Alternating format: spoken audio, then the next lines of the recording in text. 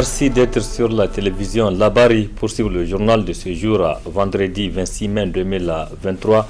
Mesdames, Messieurs, bonsoir et bienvenue à tous.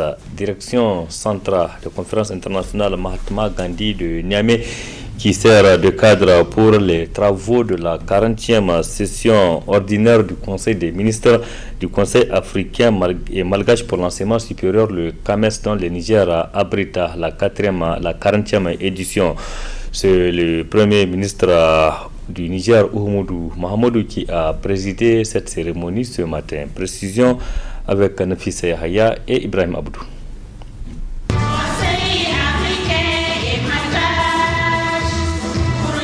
Du Conseil africain et malgache pour l'enseignement supérieur CAMES, une institution de référence internationale en matière d'évaluation scientifique d'ici 2030, telle est la vision que partagent les membres du Conseil des ministres du CAMES et leurs partenaires en organisant cette session, la 40e du genre au Niger, depuis sa création il y a 55 ans. L'urgence que revêtent les questions actuelles de l'enseignement supérieur, de la recherche et de l'innovation dans notre espace appelle de notre part des réformes impératives, courageuses et éclairées dans le cadre de l'évaluation des enseignants-chercheurs et chercheurs, des offres de formation, voire même des institutions d'enseignement supérieur et de recherche elles-mêmes. Ainsi, après avoir pleinement joué son rôle d'institution académique régionale, fournissant des ressources humaines de qualité depuis plus d'un demi-siècle, le CAMES est aujourd'hui appelé à œuvrer pour une plus grande intégration des systèmes d'enseignement supérieur et de recherche et à participer à la formulation de solutions scientifiques pour résoudre les problèmes socio-économiques de ses États membres. À cette session où je vais passer le bâton de relais à celui que nous désignerons pour l'exercice 2023-2024, je me fais l'agréable devoir de vous remercier chaleureusement pour la confiance placée à ma modeste personne et à la République démocratique du Congo que je représente. Le CAMES, comme nous avons coutume de le dire, elle est des modèles, si pas le meilleur modèle d'organisation africaine qui a su fonctionner correctement, certainement avec les bas et les hauts, et qui s'est pérennisé dans le temps. Il n'y en a pas assez en Afrique. Des pionniers de notre organisation jusqu'aux dirigeants actuels, il y a lieu de noter cette volonté permanente de toujours agir au mieux des intérêts de l'organisation. Prenant la parole à cette occasion, le Premier ministre chef du gouvernement a réitéré l'engagement des autorités nigériennes à accompagner le CAMES dans cette vision en faveur de l'enseignement de qualité en Afrique. C'est le lieu d'adresser mes chaleureuses félicitations à cette nouvelle équipe dirigeante du CAMES et lui affirmer tout le soutien et la disponibilité du gouvernement du Niger à œuvrer à ses côtés à la réalisation de la lourde et exaltante mission à elle confiée par les États membres. J'ose espérer que cette vision débouchera dans les brefs délais sur un véritable programme qui renforcera davantage la mission de service public du CAMES, un programme élaboré et mis en œuvre avec la concertation et la participation de tous les acteurs. Un programme répondant aux attentes des États membres, bref, un programme de renaissance du CAMES. À noter que les travaux de cette 40e session ont vu la participation des 14 pays membres du CAMES et de 12 représentants des partenaires techniques et financiers du CAMES venus de 11 pays d'Afrique et d'Europe. Oui, Nafissa Yahya, les travaux de cette 40e session ordinaire du Conseil des ministres du CAMES donc prendront fin demain samedi 27 mai 2023. Le Haut Commissariat des Nations Unies aux droits de l'homme, en collaboration avec la Commission nationale des droits humains, CNDH, le ministère technique, la société civile et la jeunesse nigérienne, a célébré ce 26 mai 2023 les femmes et la Déclaration universelle des droits de l'homme, l'instrument fondateur de l'architecture de promotion et de protection des droits humains. Précision avec Areta Sala et Chef Guisso. Le CES Kwarakano 1 et 2 a reçu ce vendredi le Haut Commissariat des Nations Unies aux droits de l'homme pour célébrer avec ses élèves les femmes et la DUDH, l'instrument fondateur de l'architecture de promotion et de la protection des droits humains. À travers cette célébration, le Haut Commissariat des Nations Unies aux droits de l'homme vise à sensibiliser les élèves sur les mécanismes de promotion et de protection des droits de la femme, les violences basées sur le genre, entre autres. Nous avons choisi les élèves du CES Kwarakano 1 et 2 de Niamey parce que tous, garçons comme filles, sont en tant que représentants de la jeunesse nigérienne au cœur du mandat du bureau du Haut Commissariat des Nations Unies aux droits de l'homme. Parce qu'ils sont le présent, ils sont le futur du Niger. Nous visons à travers cette activité la sensibilisation des garçons et des filles de ces deux établissements sur les mécanismes de promotion et de protection des droits de l'homme, des droits de la femme et sur les violences basées sur le genre. À promouvoir les droits de l'homme et à susciter l'implication des jeunes dans la promotion des droits de l'homme en général et ceux des filles et des femmes en particulier. Nous voulons aussi faire connaître l'importance de l'inclusion des femmes et de la dimension genre dans le monde digital. Nous voulons faire connaître les obligations du Niger en matière de promotion et de protection des droits de l'homme. Nous voulons susciter chez les jeunes filles, les jeunes garçons, des vocations dans les métiers du digital, de la technologie et du numérique. Enfin, nous voulons faire connaître aux élèves le rôle capital que la femme joue dans la promotion et la protection des droits et des valeurs humains. Pour la représentante de la ministre de la Promotion de la Femme, cette sensibilisation à l'initiative du Haut Commissariat des Nations Unies aux droits de l'homme entend accompagner le gouvernement du Niger dans ses efforts de promotion et de protection des droits de la femme. À travers cette activité, le Haut Commissariat des Nations Unies conforme son engagement à accompagner l'État du Niger dans ses efforts de promotion et de protection des droits de l'homme, en particulier des droits des femmes et des enfants. Cher au président de la République, c'est le lieu de réaffirmer l'engagement de l'État du Niger à œuvrer en faveur de l'amélioration des conditions de vie des femmes et des enfants, en particulier des femmes rurales. Cette sensibilisation rentre dans le cadre de la célébration du 75e anniversaire de la Déclaration universelle des droits de l'homme. Parlons toujours donc des droits à Arieta Sala avec le réseau des journalistes pour le droit de l'homme RJDH qui a organisé ce vendredi à Tabakadi un petit déjeuner de presse. Il a porté sur le thème loi sur la cybercriminalité et liberté d'expression. 25 journalistes du public et du privé ont été invités pour échanger sur ce thème. Suivez plutôt. Deux panélistes ont entretenu les participants sur la loi sur la cybercriminalité et liberté d'expression, thème de ce déjeuner de presse. Le premier, le magistrat Nanisoli, a parlé de la responsabilité pénale des personnes morales, poursuites et techniques d'investigation. Et le second, ancien conseiller du président du Conseil supérieur de la communication, il a développé les avantages et les limites de la loi sur la cybercriminalité. L'élément matériel de la diffamation dans le cadre de la loi sur la cybercriminalité et l'infraction de diffamation consiste à alléguer ou à imputer un fait et qui porte atteinte à l'honneur ou à la considération d'une personne ou d'un corps. Donc la diffusion ou par un moyen de communication électronique d'un fait diffamatoire est punissable même si cette diffusion-là est faite de façon limitative. Vous savez, depuis que le terrorisme a commencé à frapper, nos États étaient obligés de revoir leur législation. Ça a commencé à partir de 2015 avec la loi sur le terrorisme.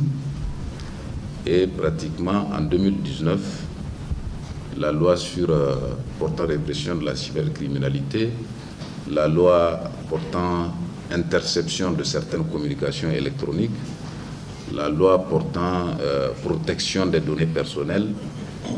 Et tout ça, là, c'est en lien avec le contexte sécuritaire.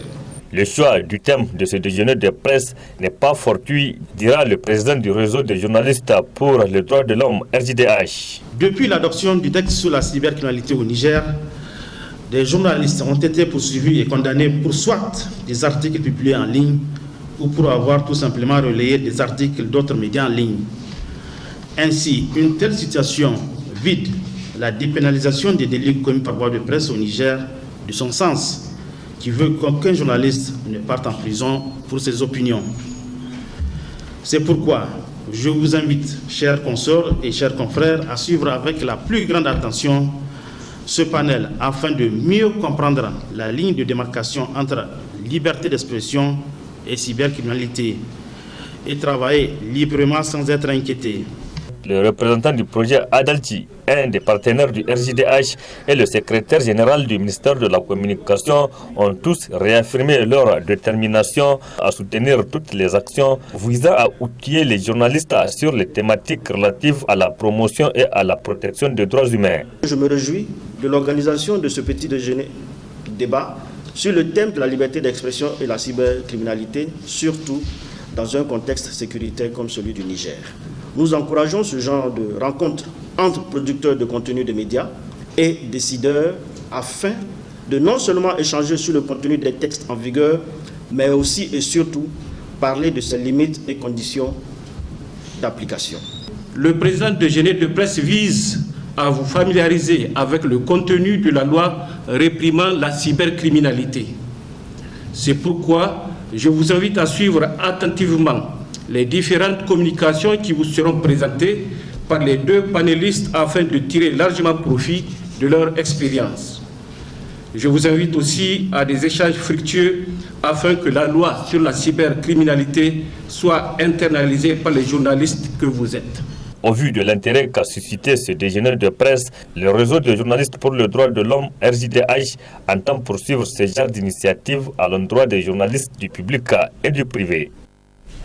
Autre aspect de cette édition, le ministre des Affaires étrangères et de la coopération et l'ambassadeur de l'Union européenne au Niger ont signé ce vendredi matin 4 conventions de financement. Il s'agit des conventions qui rentrent donc dans le cadre de la mise en œuvre des initiatives dans le domaine prioritaire de l'accès à l'eau et à l'énergie, le développement agricole durable et à la sécurité intérieure, nous rapporte Nafissa Zakou et Soumel Abdoulaye.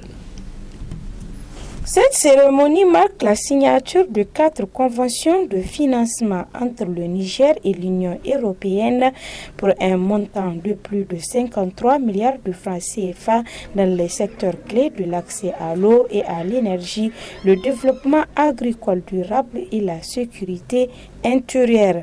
Ces 4 conventions permettront de réaliser des infrastructures essentielles et d'implanter des actions concrètes pour soutenir la croissance, la création d'emplois verts et la sécurité des personnes et des territoires au Niger. Nous en avons une sur la Grande Muraille Verte et qui donc pour 36 millions d'euros, il s'agira de contribuer au reboisement, de créer des emplois pour les jeunes, durables, des emplois verts, de développer des chaînes de valeur que nous avons identifiées.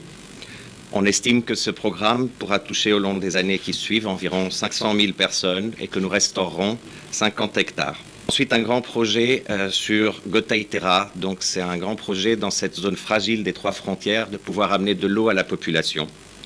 Et qui donc, il s'agira de pompage d'eau, de traitement d'eau et de l'emmener sur quelques 100 km de Gotaï jusqu'à Terra, évidemment en touchant plusieurs localités sur le chemin et où on estime que ça pourra toucher quelques 200 000 personnes. Ensuite, un programme qu'on appelle le PREDAC et qui donc encore une fois est un grand montage financier, notamment avec un de nos États membres, l'AFD, et qui lui contribuera à augmenter le réseau d'électrification. Donc nous construirons notamment 567 km de lignes de haute tension et quelques 2000 km de lignes de basse tension. Il s'agira dans les zones d'Agadez, de Tillabéri et de Maradi de faire 180 000 raccordements, d'amener de l'électricité à quelques 180 000 foyers.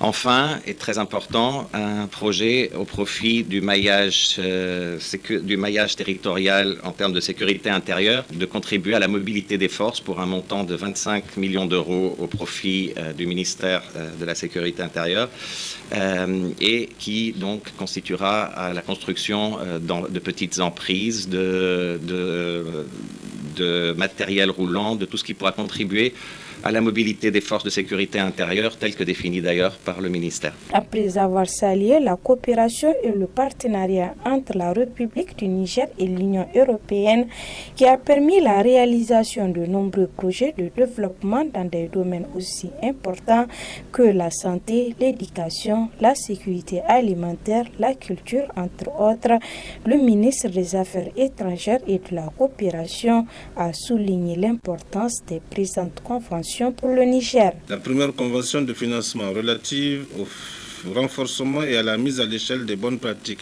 d'adaptation au changement climatique et de développement de chaînes de valeur de la Grande Muraille Verte à Maradi et Agadez couvre une période d'exécution de 96 mois.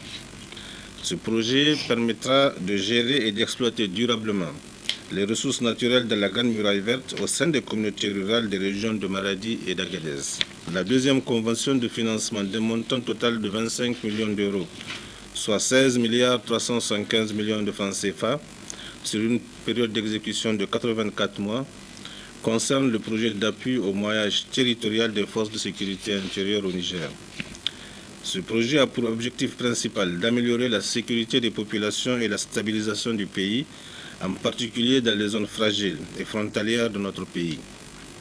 Cette action renforcera le maillage territorial des forces de sécurité intérieure à travers un appui à la capacité d'action préventive et réactive des unités mobiles.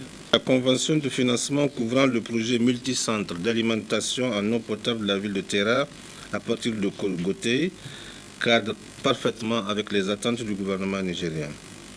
D'un coût total estimé à 170 millions d'euros, environ 111 350 millions de francs CFA, ce projet vise à résoudre de façon durable le problème d'approvisionnement en eau potable des populations d'environ 33 localités. Enfin, quant à la convention de financement relative à un projet de renforcement des réseaux de distribution et d'amélioration de l'accès à l'électricité, PREDAC, d'un coût total estimé à 77 millions d'euros, soit 50 448 millions de francs CFA. Elle facilitera l'accès à l'énergie afin de soutenir le développement économique et l'amélioration des conditions de vie des populations des zones concernées. À noter que ces différents projets, une fois mis en œuvre, contribueront à l'épanouissement des populations en général et celles vivant en milieu rural en particulier. Ils contribueront aussi à créer les conditions et les bases indispensables pour promouvoir le développement économique et social du Niger. Le groupe Canal Plus Niger a procédé hier, jeudi 25 mai 2023, à l'installation au lancement d'une nouvelle initiative dite Festival des cadeaux. L'idée est d'en faire profiter ses abonnés à travers le partage de plusieurs cadeaux. La cérémonie s'est déroulée en présence de plusieurs invités, parmi lesquels nos reporters Boubacar Ibrahim et Soumaïl Abdoulaye. C'était à travers cette ambiance de fête que le groupe Canal Plus Niger a choisi de procéder au lancement de sa nouvelle initiative dénommée le Festival des cadeaux. De quoi alors s'agit-il? Comment en profiter? Et qui peut en profiter? Le chargé de la communication du groupe Andilon. Canal Plus n'a jamais oublié ses abonnés et ses futurs prospects. Dans ce cadre, par exemple, tout abonné qui se réabonne à partir de ce jour 25 jusqu'au 30 juin, on aura la possibilité de gagner des surprises. Parmi ces surprises, par exemple, chaque semaine, on organise un tirage. Pendant ce tirage, il y a plus de 15, 16, 17 gagnants. Parmi ces gagnants, chaque jour, on peut gagner un mouton. On peut gagner une télé écran plat 43 pouces. On peut gagner un compte Ecobank de 200 000 à chaque semaine. Parce que nos partenaires Ecobank nous ont accompagnés dans ce cadre aussi. Chaque semaine, il y a un compte de 200 000 à gagner. Et sans oublier des abonnements Canal Plus de 12 mois à gagner chaque semaine aussi. Chaque année, Canal Plus planifie des initiatives afin de se rapprocher de la clientèle, dira un membre du staff à cette cérémonie de lancement. D'où l'invitation aux abonnés à se saisir de ces festivals avant la fin du délai accordé. J'invite tous les abonnés qui sont déjà chez Canal à se réabonner pour profiter de cette promo festival et gagner de nombreux lots. Et ceux qui n'ont pas encore le décodeur Canal+, je les invite à acheter leur décodeur. La promo a commencé aujourd'hui le 25 et prendra fin le 30 juin. Inch'Allah. Pour marquer une touche particulière à cette cérémonie, Canal+ a invité des influenceurs, des artistes rappeurs et des représentants d'une banque partenaire. Ainsi, pour ceux qui veulent en profiter, les prix du kit complet est fixé à 13 000 et les simples à 8 500 CFA.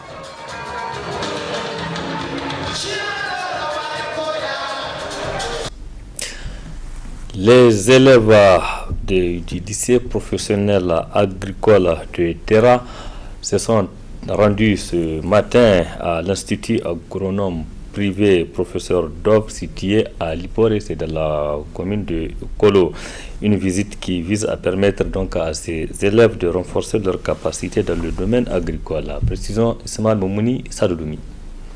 Formant les cadres de qualité, l'Institut agronomique privé professeur Dov de Liboré a reçu la visite des scolaires du lycée professionnel agricole de Terra. Sous la directive du responsable de l'Institut, les visiteurs ont eu droit à une visite guidée des somptueux bâtiments flambant neufs avec toutes les communautés requises et les jardins bondés de plantes. Une visite qui s'inscrit dans le cadre de la formation. L'Institut agronomique privé professeur Dov qui a invité donc le lycée professionnel agricole de Terra pour que les apprenants puissent venir s'enquérir des tenants et des aboutissants donc de la formation. L'Institut agronomique privé et professeur Dov n'a rien à envier par rapport aux autres instituts qui sont nés depuis des décennies.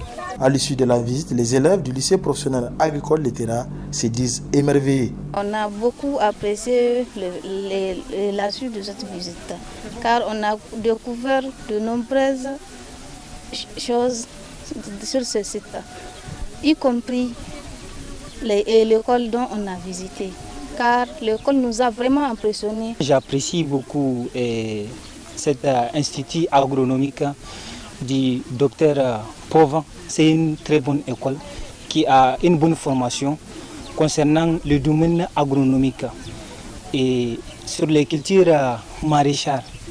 Il y a une bonne qualité de formation. Après avoir remercié les visiteurs, le promoteur de l'Institut agronomique privé, professeur Dov, dresse la particularité de son école. Nous avons créé le cadre, donc en dehors des salles de cours, des laboratoires, nous avons aussi un réfectoire et des dortoirs. Et les dortoirs, pourquoi? C'est parce que nous comptons faire un appel à candidature pour tous les étudiants qui veulent s'inscrire au niveau de l'Institut.